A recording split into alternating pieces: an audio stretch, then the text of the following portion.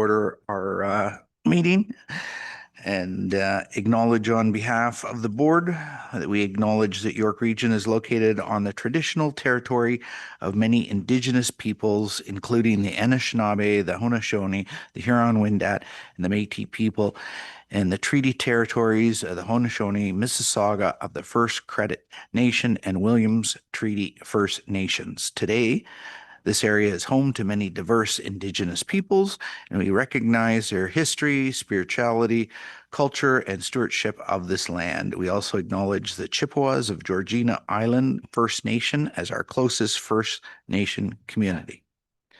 Disclosure of interest. Seeing none, we've got confirmation of our public meeting minutes of June 25th.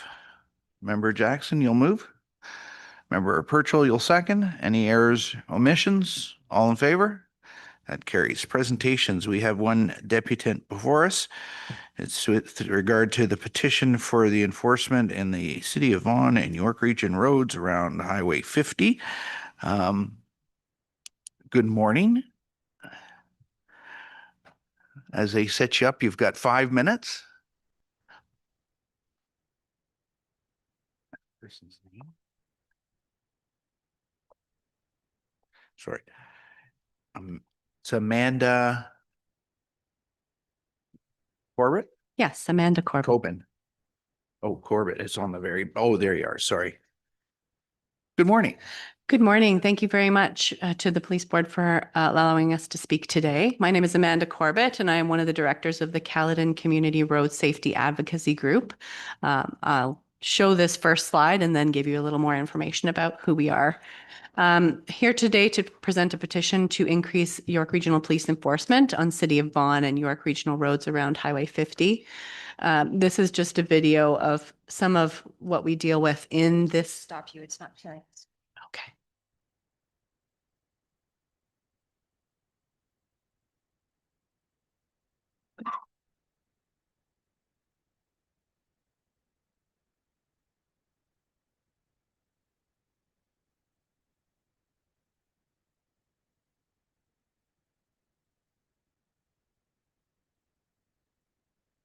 Okay. Okay, so I'll just show you a video of what we deal with in the area around this Highway 50. This actually happens to be on Rutherford Road. Video of a backup that we see often with the rail yard that's close by. So the Caledon Community Road Safety Advocacy Group, or CCRSA, we're a dedicated not-for-profit organization of local residents with a shared commitment to improve traffic safety within our community. And our primary concern is addressing significant safety concerns posed by illegal truck yards, and they represent a critical challenge to public safety on our roads. So in terms of the petition, I won't go through the wording in great detail, but essentially the CAA 2025 Worst Roads campaign identified Highway 50 as the top number 7 of the top 10 worst roads in Ontario.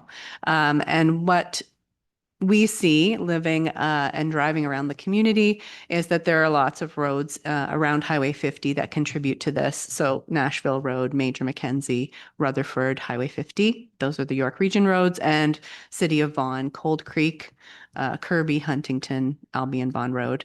And there has been an increase in collisions in those areas. So you'll see in the table near the bottom, Highway 50 in Nashville, 2021, there were 10 collisions in 2021, 16 in 2022, and 31 in 2023. And you'll see that trend continuing across Major Mac and also Rutherford.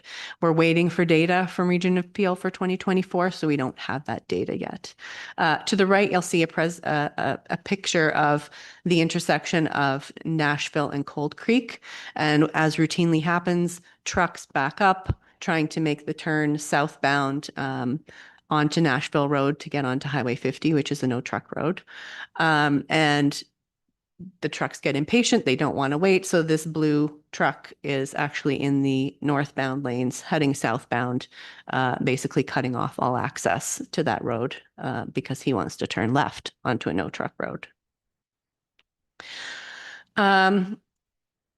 The The road restrictions in relation to truck traffic are routinely not being enforced. For example, the no truck road for like Nashville, and also weight restricted roads like Cold Creek Road. There's lots of overweight trucks that drive on there routinely. And the commuters, especially within our community, our group, routinely are posting things such as this video, which is traveling northbound on Highway 50. We have trucks exiting an illegal truck yard, pulling U-turns right in front of oncoming traffic. That happens regularly. And so one of our asks is to drastically increase enforcement on the roads that I mentioned, especially during rush hour traffic. We would really, really like to see more police presence out there because it is chaos, especially during rush hour.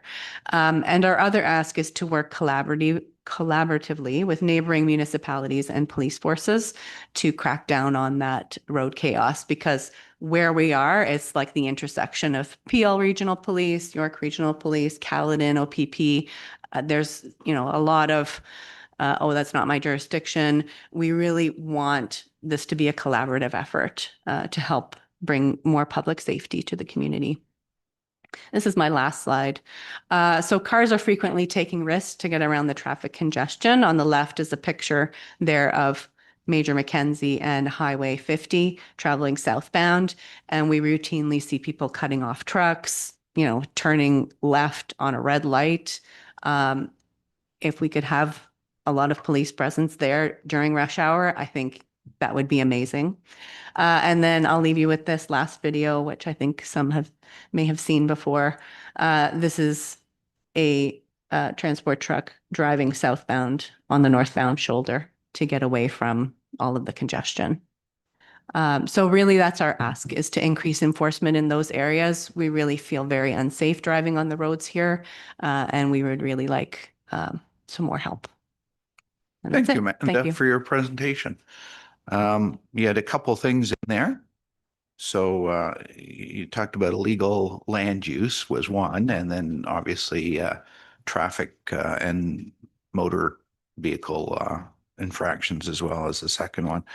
I'll open it up if there's any questions. If not, we'll receive. And I know Chief will, the streets that are ours, they will add traffic control. Thank you, Mr. Chair. Ms. Corbett, thank you for your deputation. I'm going to have Deputy McCloskey follow up with Ms. Corbett after today's meeting to discuss your concerns a little more deeply, and then we'll take it from there. But I'm hearing you, and I do appreciate the fact that our community members are taking road safety so seriously. It is a concern across the region. So thank you very much for bringing this issue to our attention, and we'll definitely follow up from here. Thank you. Vice Chair Jackson. Thank you, Mr. Chair. Good morning. First off, I want to thank Amanda. So I'd like to receive the deputation with thanks, and I'll look for a seconder for someone. Board Member Purcell. I guess just the comment, thank you for coming out. I do know you well, and I have to thank you for your advocacy. I think it's terrific, but I just threw the chair over to the other side of the room. Nashville Road is a real problem because what it is a no truck, and then they're traveling down through Huntington into a residential area. I know you're aware of that, but if we can put a little bit more eyes on that, it would be terrific. I know that the problems, I've seen it myself, but I think it would take a collaborative effort between with us and with Peel and things like that. So unfortunately, things like putting up red light cameras and things on those intersections, Highway 50, are under the control of Peel Region, which aren't ours. So, but I want to thank you for coming out. But I just wanted to just highlight the fact that I'm very aware of there's a huge issue on Nashville, and then and consequently on Huntington as well. So thank you, Chair, and thank you, Amanda, for coming out today. Nice to see you. Thank you. So Member Jackson's moving it, and it's seconded by Member Purcell. All in favor? Thank you very much. Thank you. We have 3 communications before us. I'll ask for a motion to receive 7172, 73, and I will for 73 ask either through you, Chief, or Yeah, Mr. Chair, thank you so much. Through you, I'll have Deputy De Silva just speak to 7.3, even though we're receiving it as correspondence? I think it's some great information in here that the board would want to be aware of. And so, Deputy. Thank you, Chief, and through you, Chair. So this a couple of days ago, we had a public announcement through the provincial grant funding. As you know, we brought to the board in June the fact that the province has funded us up to $255,000 for additional CCTV, of which we put in our own $255,000 to match that government grant. Those funds will allow us to actually expand the CCTV locations across the region. We currently have 16 locations that were installed in 2024. And with the grant funding, we are on our way about 70% through our new 2025 list with 22 additional locations. And those 22 additional locations, I'll quickly go through them. They were included in the June board report, but just for reference here today. So in Georgina, there is one at Church Street and Metro Road. In Markham, we are adding 4 at McCowan and 7, Markham Road and Kirkham Drive, Kennedy and Steeles, Kennedy Road and Clayton. In Newmarket, we're adding an additional 4, Davis and Longford, Davis and Leslie, Young and Dunning, Davis and Maine. In Richmond Hill, Young and Arnold, Red Maple and High Tech, Young Street and Major Mac, Young Street and Regatta, Young Street and Doncaster, Major Mac and Bayview, and in Vaughan, Weston and 7, Jane and Rutherford, Highway 7 and Martin Grove, Jane and Portage, Jane and Major Mac, and Highway 400 and Highway 7, and Highway 27 and 7. There are a couple that are not included in here. We do have a mobile CCTV camera that we put up in Kleinburg as a result of some incidents that we put that occurred there, and that mobile camera will be there for a period of 30 days.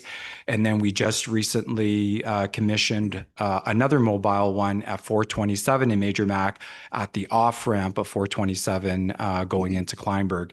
And if I can just speak to the program, the CCTV program for this year actually expanded through the good work through Deputy McCloskey's area and our corporate security branch, really integrating ALPR into our fixed CCTV. And basically what that means is all of our cruisers are equipped with automatic license plate readers.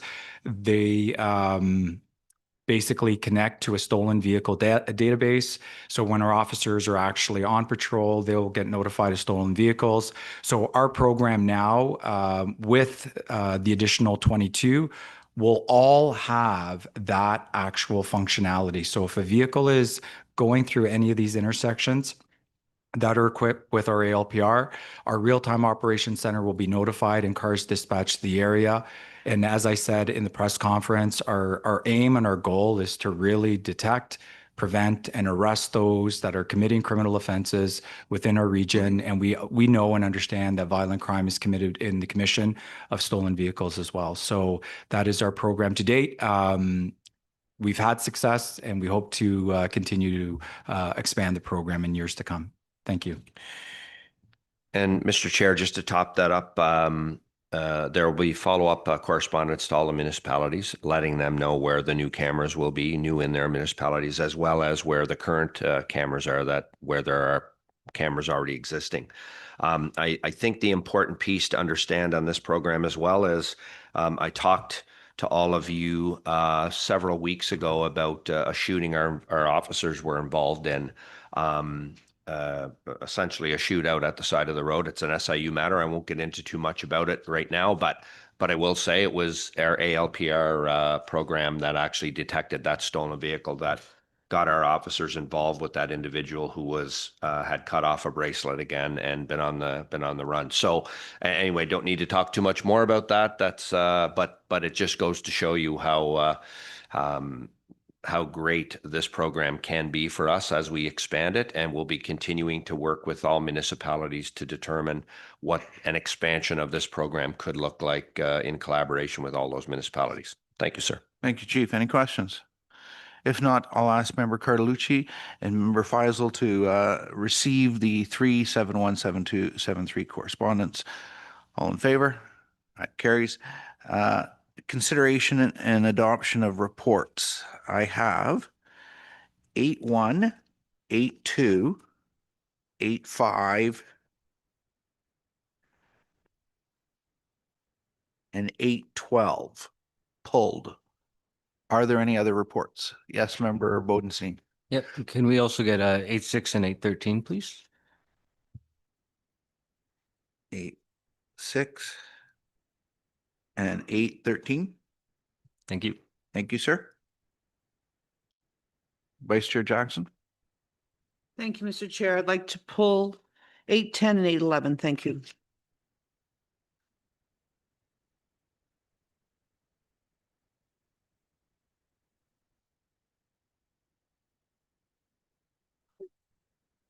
So items for consent would be 8-3, 8-4, 8-7, 8-8, 8-9, and 8-14.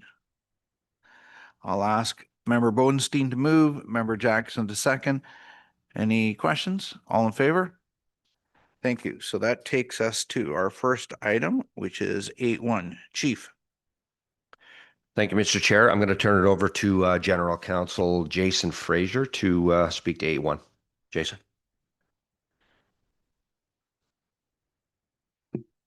Thank you, Chief. Good morning, Mr. Chair and members of the board. Through you, Mr. Chair.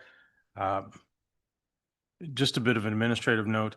In the past, we would have these reports in the private session, but now through changes through both the SIU Act and the CSPA, it's a decision of the board that's public. So this is why we'll be seeing these reports in the public session going forward. This is a matter, as you're aware, these are instances where the SIU has engaged in investigation, and in this case, the SIU was engaged with respect to an incident involving our members who attended an apartment in Vaughan in regards to an unwanted party. Our officers located the individual in the building stairwell, placed him under arrest. He resisted arrest, and this caused the officers to use physical force to gain control. And in the process, this individual was injured. He complained of injuries, was taken to hospital, and ultimately found to have suffered a fractured left hand. The SIU invoked their mandate and designated two of our members as subject officials. After completing the investigation, the SIU cleared the two subject officers. And so following that, and in accordance with the CSPA, the chief caused the matter to be investigated by professional standards. Professional standards review the matter with respect to all the policies and procedures, including use of force, and of course, all the policies listed in the report. And ultimately, it was determined that the officers complied with all policies, and there were no issues discovered either criminally from the SIU standpoint or with respect to conduct under the CSPA. That's the report, and I'm certainly happy to take any questions that the board may have. Hey, Mr. Fraser, any questions?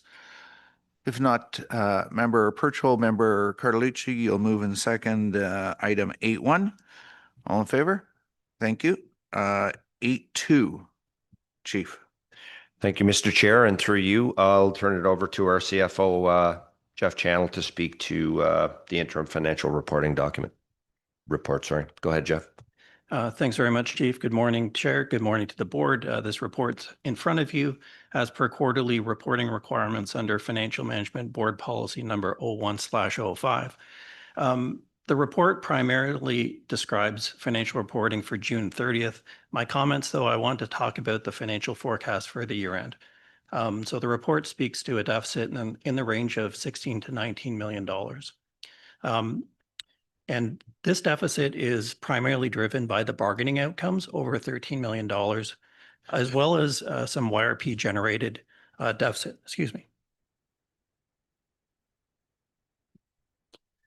And I want to just speak to the YRP generated deficit, over half of which is overtime spending. Overtime spending can and often is related to investigative projects. So I want to give the board some understanding of the investigative projects that we've undergone this year. One is Project Chatter. In June, the police service announced charges for over 300 charges laid against 23 suspects arrested. And this is trafficking of fentanyl, firearms, and organized crime activities. I also want to highlight Project Inhibit. This is a Solicitor General grant-funded program So it does have some offset, but you do see a pressure in the overtime account. And this is around reventing and preventing auto theft. I also want to speak to initiatives within the violence prevention strategy. The violence prevention strategy is a stepped up and overtime enforcement that happens with our guns and gangs drug enforcement every summer. So that is currently ongoing now. And I also wanted to highlight a story from courts. Superintendent Maria Aarons has highlighted that she has run over on her overtime due to out of province court transports. So to describe this, this is accused facing auto theft that have been arrested in the province of Quebec, and it's up to us to run prisoner transports out to go pick up the accused to face charges in York Region. So my update is, yes, we're running over on overtime spending, but there's a number of investigative reasons why we're doing so. There are other aspects of YRP generated deficits, and this includes the reclassifications of members through our joint job evaluation committee perspective. Both of these items are being addressed in the proposed 2026 budget ask, which we described last week. So that's the report, subject to any questions that you might have. Thank you, Mr. Channel. Any questions? If not, Member Faisal and Member Bodenstein will move in second. Receipt, all in favor? That carries. 8-5. Yes, Mr. Chair, thank you so much. And sticking with our CFO, Jeff Channel, this is a scope change document for the purchase of Ford original manufactured parts. And it'll be self-explanatory, I think, when Jeff addresses it. So Jeff, over to you. Thank you again, Chief. So this report is in front of you in accordance with your approval needed for scope changes greater than 20%, which is outlined in the purchasing bylaw section 12.2. Just as explanation, we're increasing the spending on Ford parts to buy those parts directly. We are decreasing, so there's a full offset from how we currently purchase those same parts. We do them through auto shops, external auto shops. So this report costs you nothing. I just wanted to be very clear with that. And just to describe a little bit about the exciting changes in the fleet unit. So through the 2025 budget, the board supported additional staff in that area. That staff has now been has now been hired. And we now have the ability to transfer more cars from being repaired in shops to in-house. And that is ongoing.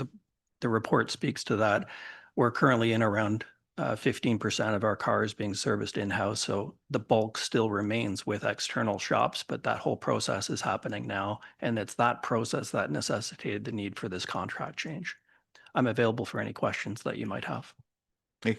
So I know, Mr. Channel, that you said that it's offsetting one for one, but it will get better, right? Because That's correct, because we won't be paying auto shops for their labor or their facilities. Excellent. Any questions? Member Taylor, Member Bodenstein, moving second, all in favor? Thank you. Member Bodenstein, you pulled 8-6. Yep. Thank you. Through the chair, I was just wanted just some in the report in the financial considerations. It mentions that the increased cost of the to continue the contract for the HCC would be offset by savings in the fuel accounts. I was just wondering just some details on how that was calculated and determined. Thank you. Thank you very much, Member Bodenstein, and through you, Chair. We did a deep dive, a review of overall training and conference spending. My intent was to come to the board with savings from U.S. travel because we have deferred U.S. travel. But based on our forecast projections, we do anticipate to fully spend our training and conference funds. So looking outside of that, we do have an investment into hybrid vehicles that's returning great savings for the board. So this is frontline vehicles that have the Ford hybrid technologies in it. And our projected savings is above $400,000 in that account this year, which is why it was selected and highlighted in the account as an offset. I'm available for any other questions you have. Yep. Thank you. And just to follow up through the chair, so the net would still be it'd still be mostly covered just by the savings. Is that correct? An understanding? Correct. Fully covered. Yes. Okay, great. Thank you. Excellent, thanks. I'll just highlight that the electrifying the fleet is working. Member Jackson, you'll move. Member Purchell, you'll second. All in favor? Thank you. 8:10, Member Jackson. Thank you, Mr. Chair. Not quite sure. I mean, I just want to preface my comments by saying that I'm very familiar with this project and extremely supportive of it. But I just have a question with respect to the funding. I don't have an issue with the funding, but my question is, when you look at our public relations funding, we just have just over $200,000 left. So this would literally cut it in half. I guess my question through the chair, and I'm not quite sure who can answer this, maybe the ED, is this like trigger funding? Do we have to give them 100,000 now, or can we give them 50 and 50, 50 this year, 50 next year? Or do they need 100,000 now, or can we wait? Because I have a concern about cutting half of our funds today. And I also, that's the first, I have a second question as well. Through the chair to Vice Chair Jackson, we're still discussing with them because I also noted the amount they were asking for, and it was not clear on when the tranche of money would be required, especially as they are still in the process of, I believe, building out the facility. And because we're after they've built out, as you are aware, to humanize the space. So that's an arrangement to be made. And the question to them is, can we do this in increments, or is there a time by which you need the funds? And can it be held in escrow in increments as well? Thank you, through the chair. Yeah, I mean, I have no problems with the funding, but I think that a better recommendation would be that we approve this in principle, and then for them to report back as to when they want the tranches of funds to come forward. Also, looking at the naming rights, I'm surprised that I understand term limits on the naming of the facility, and I believe that should be done. But on some of them, it generally isn't. So I also like to understand, or maybe that's a discussion of the board, what we would like to name in that within that $100,000. So, Mr. Chair, what I'd like to do is to revise the motion and approve this request in principle, but for it to come back with a little bit more information as to when they need the money. Like, do they need it now? I mean, I think Member Purchell and I were talking about trigger. Like, do they need it ahead of time to be able to get things going? But I think in principle, I support it. I just would like a little bit more information as to how these funds are going to go out, because I really have a concern about us taking $100,000 and putting it aside or giving it to them now. So that would be my motion, is to receive the report and for staff to report back once they speak to the organization as to when they require the funds, and also to have a discussion with respect to the naming. That is my motion.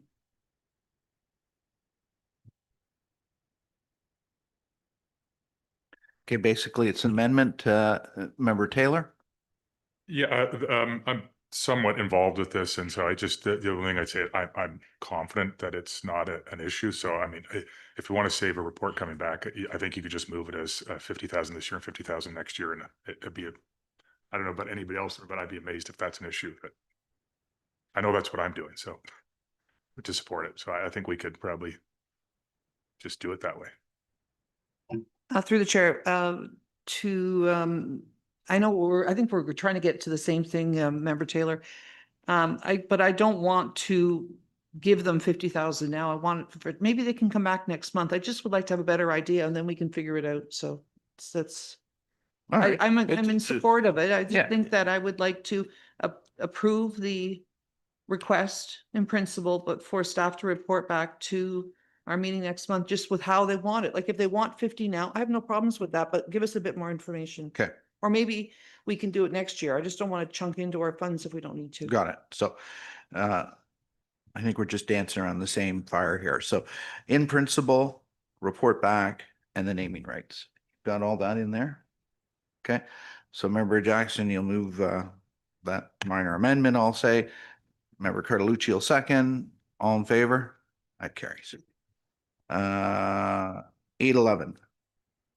Thank you, Mr. Chair. I really don't want to waste the board's time on this. I think that this report needs to go back to staff, but I think it'd be important that members of the board be invited to have a discussion, those who are interested in this. This report is, or expense policy is not neither clear nor concise. It's fraught with contradictory comments with respect to travel, loss of property, seat selection. I would just like to refer this back, and I'm not going to get into it. I mean, I think I have 25 points, which I don't think we need to do. I would like, Mr. Chair, for us to have maybe a roundtable, whatever members would like to be a part of this, because it's not well done. And I'm not going to get into it today because I could be here for about a half an hour to an hour. So my motion would be to refer this back to staff. And also for staff to ask if there's members of the board who would like to participate in this discussion. I can go through it if you want, but I don't think you want me to. Well, it's Like going there's- round and around, and it's based on York Regions and a whole bunch of other Mr. plans. Chair, with all due respect, it's not. Yeah. There's things in here that are not York Region. They're not any policies. They're quite random. I really don't want to get to a point where I'm embarrassing staff. I think that it's best that we refer this back. We can bring it back next month, but I'd like to have a discussion. And I know there's other board members who feel the same way as I do on this policy. So I'm going to leave it like that. Sure. Anybody have any, Counselor Jack, or Member Jackson will move it then. Member Faisal second, all in favor? So it's referred back to staff. 8:12. Thank you, Mr. Chair. Through you, as you can see, this is a report to the board seeking Halton Regional Police's request or approval for their request to join our facial recognition program, which we're already in partnership with Peel on.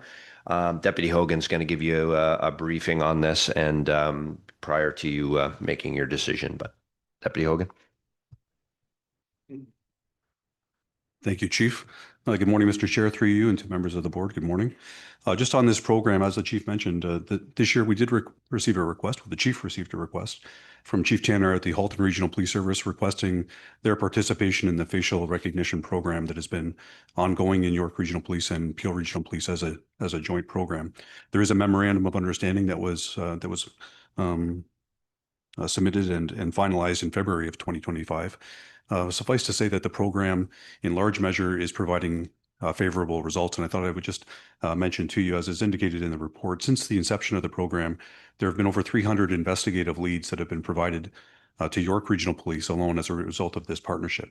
Of those, 64% of the investigative leads came from the booking database of York Region, but an additional 36% came from the Peel Regional Police database, which shows that the cooperation between agencies does provide investigative leads in the sharing of information. Just to highlight a few of the examples of how that system is working, we have, through my assistance of Staff Sergeant Woodland, who's here, who's done some research in the background on the database, we have 5 examples resulting in favorable investigative leads that resulted in charges and in some cases convictions to date. Those results really lead from everything from kidnappings, robberies, shoplifting, thefts, and fraudulent activity, both from the combined sources of York Regional Police and Peel Regional Police. And the technology that is being used shows that the results are received in some cases in the same day or as long as 6 days. But ultimately, there is a huge savings in the participation of investigator hours and cost savings through the software. While it's difficult to forecast what other savings and what other leads may come from the onboarding of Halton Regional Police, what we've seen from the support of Peel Regional Police and York Regional Police does show that there is a 36% investigative lead coming from a separate police agency. Ultimately, we would forecast the same type of enhanced leads would come from onboarding Halton Regional Police.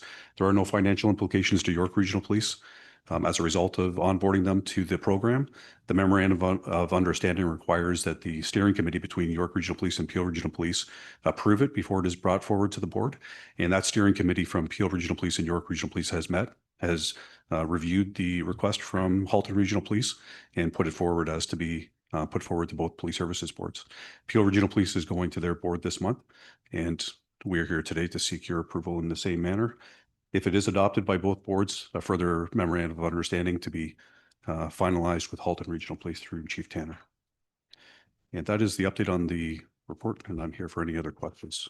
I see some. Good work. Member Purcell. This is the policing of the future. This has to be supported.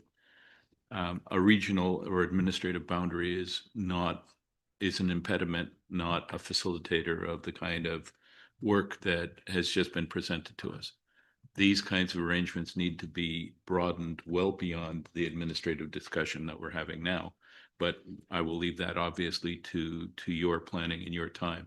This has to be supported. It's essential. It facilitates police work. It speeds up public safety. Thank you, Member Taylor. Thanks very much. Do you anticipate other police services becoming part of this and this growing? And Thank you. Through you, Mr. Chair, and to you, Mr. Taylor. It's a great question. We anticipate, as the program continues to show its results, that we will get success in having other partners on board to this program. The Toronto Police Service on their own does have a facial recognition program. Ideally, all the services on one unified database is the most effective way to resolve this. But I think the success that we've had from Peel Regional Police and the York Regional Police program is recognized by Halton Regional Police, and that's why they're seeking to onboard, and I think it will continue from there. so my next question would be, is there any, I mean, this is tricky because we're in a public session, but so not being specific, is there a circumstance where you could imagine not wanting to approve or support a police service joining this program? I am not, I'm in the moment. I'm struggling to think of one. Yeah, I'm struggling to, I'm struggling to think of one as well. So let me tell you where I'm going so that you're not flying blind here. Where I'm going with this is I'm maybe trying to, since I've been here, I've just seen opportunities to maybe not have things come back to this board that are, I think, better handled by yourselves. And when I read this and it says, the memorandum says the addition of other police service boards requires, the MOU requires the police service board's parties mentioned in the MOU to approve it. So that means the next time there's one, it comes to us, but the more parties that join, it's going to go to 4 and then 5 and then 8 every single time, when I can't imagine a reason, or certainly anything we add in value. Why can't the steering committee, if there's going to be a new MOU, is it a separate one with them, or is it become one new MOU? And if it's one new MOU, why don't we just put in there that it doesn't need to come to all the police service boards, that it can go to the steering committee for approval? Certainly, by the way that you have read and interpreted the MOU, that would be the requirement, that it would have to go to the boards that are involved in onboarding to the program. It would be a new MOU to include Halton Regional Police in it. To your point, subject to how the chief wants to perhaps weigh in on the memorandum of understanding. Yeah, no, I think your point is well made. We're going to have a follow-up discussion on that, because I do agree that this is very operational, and unless there's some requirement of a board to approve it, which I don't believe we will find, the MOU could address further participants and how we manage that, whether it's through the steering committee or at least through the chiefs. And then at the end of the day, we just carry on with business. So we'll take that back and have a look at the MOU and have some discussion so we can manage this going forward, so we don't burden the board with something that probably doesn't require board approval. Yeah, and certainly the first time it's established and the board's had that opportunity, again, here to understand it, to ask questions, but then every time after would seem like administrative. Yeah, we could be avoiding. it's a great point. Is it helpful to make that a recommendation? Well, I would just caution right now, because one of the, having sat around the table for a number of years, everybody talks about communication. This is a form that we get communicated that we're partnering with other. If stuff happens, and I get it, but then we don't hear about it, and somebody will say, "Oh, I didn't know about that. That's a good news story. Why didn't we let people know about it?" So this is one of the, you can't win sometimes, this way. So I'm at the board's disposal. I tend to think of this more as a board meeting. I'd like to. I'm finding already in my time here it could be more streamlined. That's my personal opinion. We can have another report next week on that said, how we donate money and how we do. I just think we're but we do. That's what you want. Move along fairly quickly. Chief. Thank you, Mr. Chair. Jason Fraser has a comment, I think. Jason. Thank you, Chief, and through you, Mr. Chair. certainly, I don't anticipate that we'd ever turn down another police service either.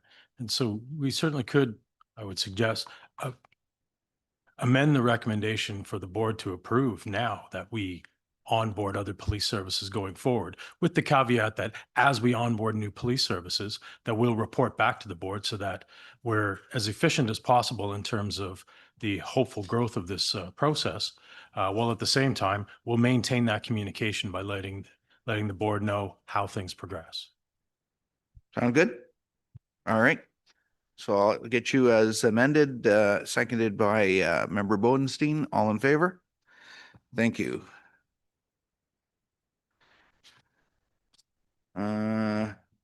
That takes us to unfinished business. We don't, oh, sorry, 8:13. Member Bodenstein. Thank you. And through the chair. So I just have just a quick question and about the public complaint breakdown, and specifically in the subject officers by age and by tenure. If you were to look at the numbers, whether it's under 25, 25, 20, et cetera, and then under 4 years up to the 20 years and plot on a histogram, you'll see that these are bimodal peaks. And that's not uncommon, but is there any insight into why that would be the case? If I had to, just sort of if I thought about it, I would think that there would be more in the junior officers, and then as people but is there any insight into why that is such a drastic bimodal sort of distribution?